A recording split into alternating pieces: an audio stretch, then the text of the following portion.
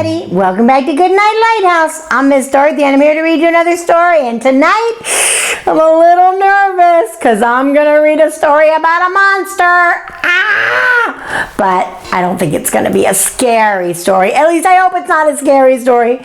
This book is called How I Met My Monster. How I Met My Monster. This is a story about a little boy who has his very own monster. And he's going to tell us all about how he got him.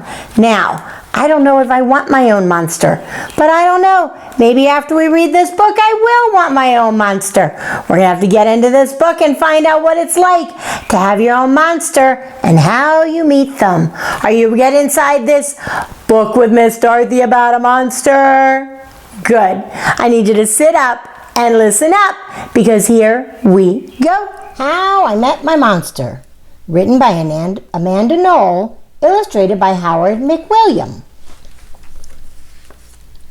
One night, when I reached under the bed for my truck, I found this note instead. It says, "From the office of Mr. Z, Monsters. Meet here for final test. Signed, Z." My parents were obviously trying to trick me into staying in bed. I didn't believe in monsters. So I crumpled the paper, grabbed my truck, and zipped over to my garage. I heard some creaking and rumbling, but I wasn't scared. Our house always makes noises at night. But then a voice under the bed scolded. "Stop that stomach rumbling! The child will hear you." Voices? Stomach rumbling? If this was part of my parents' trick, it was pretty cool. Oh my, what's under his bed? I peered into the inky blackness. 5 pairs of eyes blinked back. "See, now he knows we're here," the voice sighed. "One of you has broken monster rule number 1. Maintain the element of surprise." This is no trick, I thought. There are monsters under my bed. Really? Having monsters under his bed? A long-necked yellow monster slid out, followed by 4 little monsters. "Rule number 2, the yellow one instructed. "Never block the bed. All of you scoot over." Hey, I realized, that one must be their teacher. I sat up straight, mesmerized by the monster parade shuffling across my bedroom. Look at all the monsters, and they've got a teacher, just like they're at school. "That's better," the teacher monster said. "Access to the bed is clear. Now, who knows rule number 3? The purple monster teetered on his tiptoes and gurgled, "Get the child into bed." "That's correct, Genghis. And how would you do that?" Well, Mr. Z, I would, roar my scariest roar," says the purple monster. "All right, give it a go," says Mr. Z. Genghis took a deep breath, opened his mouth, and let out a tiny burp. Stomach rumbling would have had a better chance of getting me into bed than that funny little noise, I laughed. "The child is right," said Mr. Z, shaking his head. "That was not sufficiently scary. Genghis, I'm sorry, you're not the best monster for this child." There was some creaking as Genghis slunk beneath the bed. Oh no, Genghis doesn't get to be the monster in that room. He wasn't scary enough. Before I could investigate where Genghis had gone, Mr. Z asked, "Now, who wants to try to get the child into bed?" The orange monster looked at the ceiling, and the red monster looked at the floor. Only the green one looked at me. First, he stared at my toes and started drooling. Then he took a step towards me, and I heard that rumbling noise again. I sprang into bed so he couldn't get my feet. Mr. Z blinked. "Very unconventional, Gabe. Your stomach gurgle seems to be what this child needs." What I needed was to make sure this Gabe monster didn't eat my toes. "Right, you 3. The child is now in bed," said Mr. Z. "As every monster knows, the ultimate objective is rule number 4. Who can tell me what it is?" The orange monster bounced and squeaked. Oh, oh, oh, oh, keep the child in bed until it falls asleep. Correct, Morgan. And how would you accomplish that?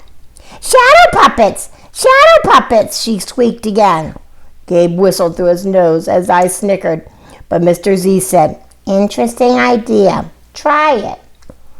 Morgan hopped onto my night table and flailed her arms near my lamp. Silly shadows blobbed onto the wall, and a cloud of fluffy fur tickled my nose. Ah, ah, ah, achoo! I sneezed. Morgan, stop at once, Mr. Z ordered. You're supposed to scare him, not make him sneeze. I'm sorry, but you're not a match either. Morgan's arm flopped to her side as she scuttered under my bed. There was some more creaking, and Morgan was gone. After all that sneezing, I really needed a tissue. Suddenly, a huge shadow of uncut claws loomed across my room. Awesome, I thought, and kind of scary. I froze in place. Powerful performance, Gabe, said Mr. Z. But do either of you see a problem? Oh, I know, chirped the red monster. The child is out of bed again. Correct, Abigail, Mr. Z continued. And one of you must get him back in.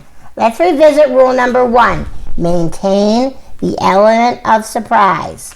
All at once, poof! The monsters vanished. Then I heard more rumbling. Were they hiding in my closet, making noise to scare me? No. It was only my stomach grumbling. All this excitement was making me hungry. I tiptoed past the closet and peeked out the door. So far, so good. No monsters. Then I stepped over the squeaky stair and sneaked down to the kitchen. As I reached into the pantry, I heard some chattering behind me. I sure hope it wasn't that toe-loving Gabe. Uh-oh, where's the noise coming from? I yanked open the fridge. It wasn't Gabe. It was just the red monster shivering on the shelf. Found you, I laughed. Nice try, Abigail, said Mr. Z, but this isn't working. You're not the right monster for this child. But Mr. Z, she whined, it's not my fault. He's not scared of me. I'm sorry, Abigail. Let's go. Abigail clumped behind Mr. Z. When I heard the creaking, I knew she was gone. Another monster that's just not scary enough. I grabbed some crackers and headed upstairs, wondering if Gabe was gone too. I munched all the way down the hall, then went into the bathroom to brush my teeth again. Uh-oh, does he not know that Gabe is right behind him? And Gabe seems to be getting bigger. When I opened the door a minute later, Gabe was definitely not gone. He was right there, and he was huge. I charged into my room and slammed the door. When I leaped into bed, I knew my toes were safe. Whew! I was surprised to hear breathing under my bed. Ragged breathing and stomach rumbling. Hey, kid, Gabe growled. Good to see ya. I pulled my covers up tight. Now, if you don't mind, I'd like to start this evening with an ominous puddle of drool. I peeked over the edge of the bed. Green ooze spread soundlessly from underneath. Ew. Then the bed quivered and Gabe unfurled his spiky tail. Well, this looks quite promising, Mr. Z noted.